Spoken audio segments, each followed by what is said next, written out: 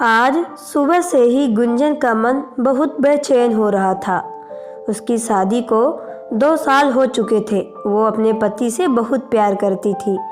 उसका पति आनंद भी बात बात में उससे प्यार जताने से नहीं हटता था, लेकिन आज उसने जो दृश्य देखा था उसके बाद से पति पत्नी के रिश्ते पर उसका भरोसा ही उठ गया था। बात ये थी कि सामने वाले ब्लॉक में उसकी सहेली आकृति रहती थी।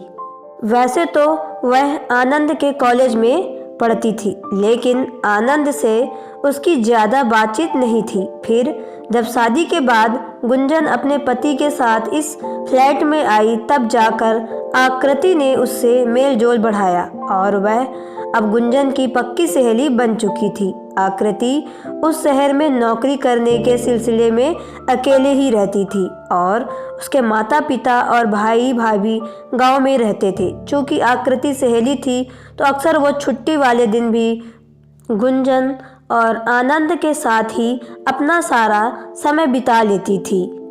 गुंजन को भी उसका साथ बहुत अच्छा लगता था, लेकिन आज सुबह उसने देखा कि उसका पति आनंद आकृति के बेडरूम में उसे गोद में उठाए हुए था। तब से वह बहुत बेचैन हो रही थी। तभी दरवाजे की घंटी बजी। गुंजन ने दरवाज़ा खोला तो सामने आकृति खड़ी थी। वो कहने लगी, गुंजन वो थोड़ी चीनी मिलेगी क्या? मेरे घर पर चीनी खत्म हो गई है।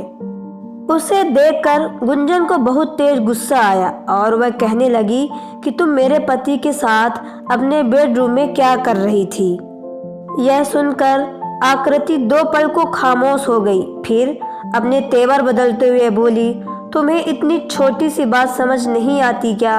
आनंद मुझे बहुत पसंद करता है।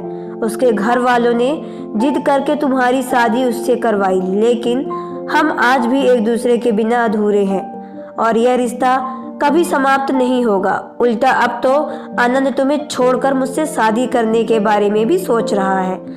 यह सब सुनकर गुंजन के पैरों के तले जमीन खिसक गई। आकृति व्यंग से बोली, देखकर वह दिन दूर नहीं जब तुम्हारा पति अब हर रात मेरी बाहों में गुजारेगा और मैं तुम्हारी सहेली से सौतन बनकर दिखाऊंगी। अपनी सहेली की बात सुनकर वो सन्न रह गई और फिर उसका मन कर रहा था कि आकृति का मुंह नोच ले, लेकिन अब तक उसने अपने होश संभाले तब तक आकृति ये धमाका करके वहां से जा चुकी थी। गुंजन का तो यकीन ही नहीं हो रहा था कि आकृति ऐसा भी कुछ कर सकती है। ऊपर से उसके पति आनंद ने भी उसका भरोसा तोड़ दिया था। उसे अपने पति से ऐसी उम्मीद बिल्कुल भी नहीं थी।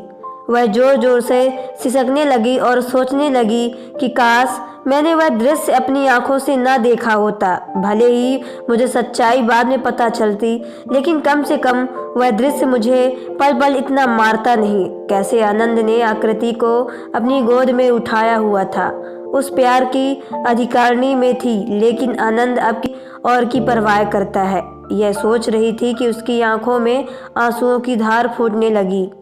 शाम तक वो रोती धोती रही। उसने घर कोई काम किया और ना उठकर उसने खाना खाया। उसका मन कर रहा था कि वह अपना सिर दीवार पर मार ले। गुस्से से उसका चेहरा लाल हो चुका था। तभी दरवाजे की घंटी बजी।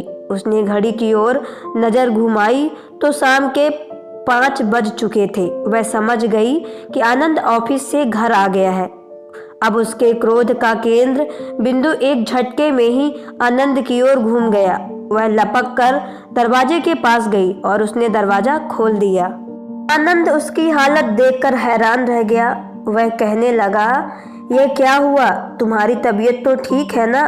गुंजन बिना दरवाजे बंद किए गुस्से में बिलक उठी और कहने लगी कि यह परवाह करने का दिखावा करने की कोई ज़रूरत नहीं है आनंद। आज मुझे सारी सच्चाई पता चल चुकी है। तुम्हारी प्रेमिका घर आई थी और उसने दिया है कि तुम मुझे छोड़कर उसके पास चले जाओगी। यह सुनकर आनंद हैरान रह गया।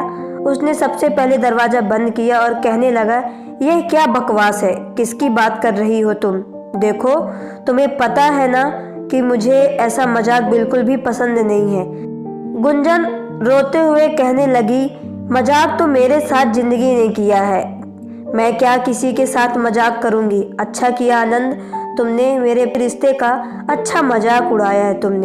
तुम लोग क्या सोचते हैं कि तुम मेरी पीठ पीछे आराम से चलता रहेगा और मुझे कुछ पता नहीं चलेगा। आज मैंने आकृति से जब तुम्हारे और उसके रिश्ते की सच्चाई के बारे में पूछा तो वह बड़े गर्व से बता रही थी कि तुम मुझे छोड़कर उसके पास चले जाओगे। जाओ आनंद, तुम मुझे छोड़कर क्या जाओगे, मैं ही तुम्हें छोड़कर चली जाती हूँ। गुस्से में गुंजन बेडरूम में आई और अपना सूटकेस निकालकर अपने कपड़े पैक करने लगी। आनंद हक्का बक्का सा रह गया। उसने जल्दी से जाकर उसकी हथेली थामकर कहा, गुंजन, क्या मुझे पर भरोसा नहीं? आकृति ने कुछ भी कह दिया और तुम यकीन कर लिया। मैं ऐसा बिल्कुल भी नहीं हूँ, मैं केवल तुमसे प्यार करता हूँ। वह झूठ बोल रही है। गुंजन ने उसका हाथ झटकते हुए कहा, हर अपराधी पकड़े जाने पर यही कहता है कि उसने अपराध नहीं किया है। तुम कौन से अनोखे व्यक्ति हो, मैं तुम्हारी सारी असलियत जान चुकी हूँ और मैंने खुद अपनी आंखों से तुम्हें उसके करीब देखा है। आखिर तुम उसके बेडरूम में। उसने गुस्से में पास खड़ा हुआ कांच का टेबल जोर से पटक दिया। पूरे फर्श पर कांच बिखर गया।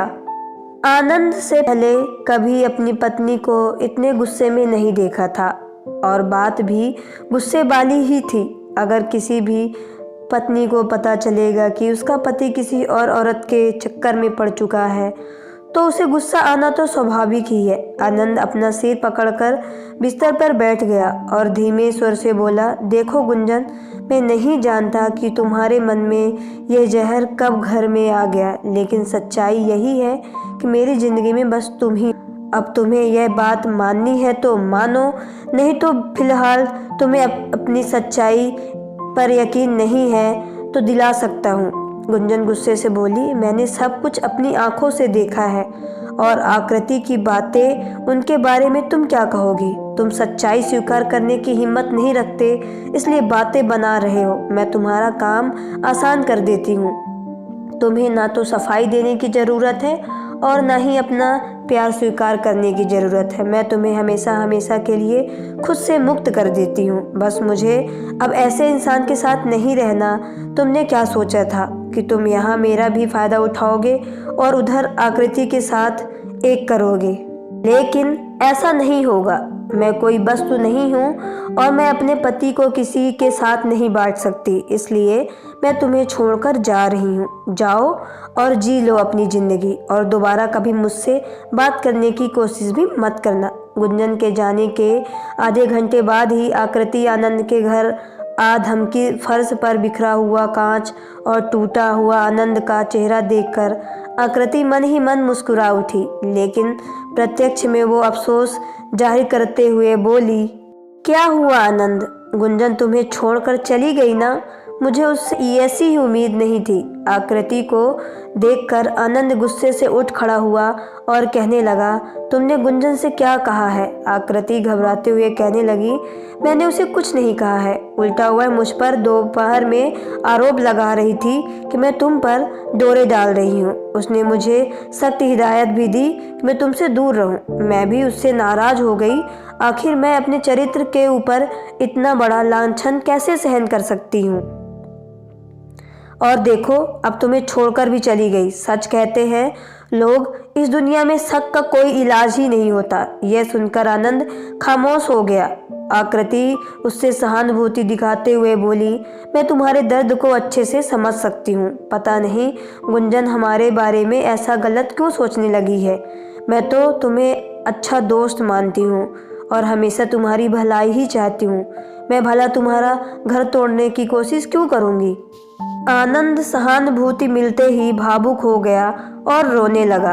आकृति मौके का फायदा उठाते हुए उसके कंधे पर हाथ रखकर उसे सांत्वना देने लगी, करीब आने लगी। उस समय तो आनंद को कुछ खास पता नहीं चला, लेकिन उसके बाद से आकृति उसका बहुत ध्यान रखने लगी थी। वो उसके लिए खाना बनाकर ले आती तो कभी उसका मूड चेंज करने के लिए उसे ब्लॉक पर चलने के लिए कहने लगती। यह सब आनंद को कुछ ठीक नहीं लग रहा था। वह तो सोच रहा था किसी तरह गुंजन को मनाकर घर वापस ले आऊं, लेकिन गुंजन ना तो उससे मिलना चाहती थी और ना ही उसका फ़ोन उठाती थी। एक दिन गुंजन बुझे हुए मन से अपने घर की छत पर बैठी हुई पति की बेवफाई के बारे में सोच रही थी। उसकी आंखें आंसुओं से लबालब भरी हुई थी। तभी उसके मोबाइल पर एक वॉइस मैसेज आया जिसे सुनकर वह हैरान रह गई। उस वॉइस मैसेज में आकृति कह रही थी कि आनंद, आखिर तुम मुझे स्वीकार क्यों नहीं करना चाहते हो? मैंने तुम्हारे लिए इतना कुछ किया। उस गुंजन को तुम्हारी जिंदगी से बाहर निकालकर एक नई जिंदगी देने की कोशिश की। मैंने तुम्हें कितना प्यार किया था। मुझे लगता था कि तुम भी मुझे पसंद करते हो और गुंजन के रास्ते से हटते ही तुम मेरे हो जाओगे। लेकिन आज तुमने मुझे ठुकरा कर अच्छा नहीं किया। तुम्हारी पत्नी कभी वापस नहीं मिलेगी और ना ही मेरा प्यार मिलेगा। ये रिकॉर्डिंग सुनकर गुंजन सन्न रह गई। आज उसे समझ में आ रहा था कि आनंद की इन सब में कोई गलती नहीं थी, बल्कि सारा जाल आकृति का ही बिछाया हुआ था। उसकी आंखों से झरझर आंसू बहने लगे कि किसी के द्वारा गलतफहमी पैदा करने की वजह से उसने अपने पति पर शक किया। तो वो उसी वक्त भागते हुए घर से बाहर निकली और ऑटो पकड़कर आनंद के पास आने के लिए निकल पड़ी। जब वो घर पहुंची तो आनंद गमगीन अवस्था में बालकनी में बैठा हुआ था। उसे उम्मीद तो नहीं थी कि आकृति की बात सुनने के बाद गुंजन आएगी, लेकिन गुंजन उसके पास आ चुकी थी। गुंजन ने उसके घुटनों के पास बैठकर माफ़ी मांगते हुए कहा कि मुझे माफ़ कर दो आनंद। आकृति की बातों में आकर मैंने तुम पर शक किया, लेकिन उस दिन मैंने खुद अपनी आंखों से देखा था कि तुम उसके बेडरूम में उसे गोद में उठाए हुए थे। तो वह सब क्या था? आनंद ने भरे गले से कहा, तुमने मुझसे पूछा तो होता, कभी सफाई देने का मौका तो दिया होता। उस दिन मैं जैसे ही ऑफिस जाने के लिए निकला था तो आकृति का फ़ोन आया। उसने बताया कि उसके पैरों में मोच आ गई है और मैं बस 5 मिनट के लिए जाकर उसकी मदद कर दूं। वहां जाकर मैंने उसे सहारा देकर बिस्तर पर लिटा दिया और उसकी पड़ोसन को बुलाकर उसकी देखभाल करने के लिए कहकर वहां से चला गया। आकृति मुझसे प्यार करती थी और मुझे हासिल करने के लिए उसने तुमसे भी दोस्ती बढ़ाई, फिर तुम्हारे मन में शक का जहर भर दिया जिससे कि तुम मुझसे दूर चली जाओ। लेकिन जब मुझे उसके मंसूबे पते चला तो मैं तुम्हें साफ इनकार कर दिया। उस दिन वो मुझसे शादी करने की बात लेकर मेरे पास आई और जब मैंने इनकार किया तो वह गुस्से में सब कुछ स्वीकार कर बैठी। मुझे उस पर थोड़ा सा शक हो गया, इसलिए मैंने अपने मोबाइल पे उसकी बातें रिकॉर्ड कर ली, फिर मैंने तुम्हें भेज दिया। गुंजन की आंखों से आंसू रुकने का नाम ही नहीं ले रहे थे। उसने कहा कि मेरी गलती माफ़ करने के लायक नहीं हूँ, लेकिन अगर तुम मुझे माफ़ कर सको। आनंद ने उसके मुंह पर हथेली रखते हुए कहा कि कोई बात नहीं, तुम्हारे बिना मैं अधूरा हूँ। आपको ये कहानी कैसी लगी दोस्तों? कमेंट बॉक्स में ज़रूर बताएं। अगर आप मेरे चैनल पर नए हो तो चैनल को सब्सक्राइब कर लें, बेल आइकन को प्रेस कर लें ताकि आने वाली वीडियो का नोटिफिकेशन आपके मोबाइल पे सबसे पहले पहुँचे। तो चलिए मिलते हैं नेक्स्ट वीडियो पे। Okay bye, take.